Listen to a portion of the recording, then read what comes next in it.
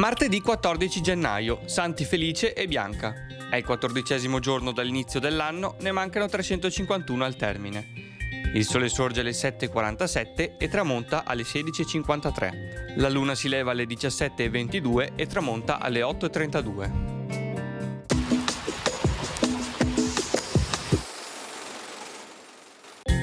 Eletto doge Paolo Renier all'età di 68 anni in un'elezione in cui tutti votarono per lui, ad eccezione di suo fratello. Durante il suo dogado vengono fatti colossali lavori della diga dei Murazzi.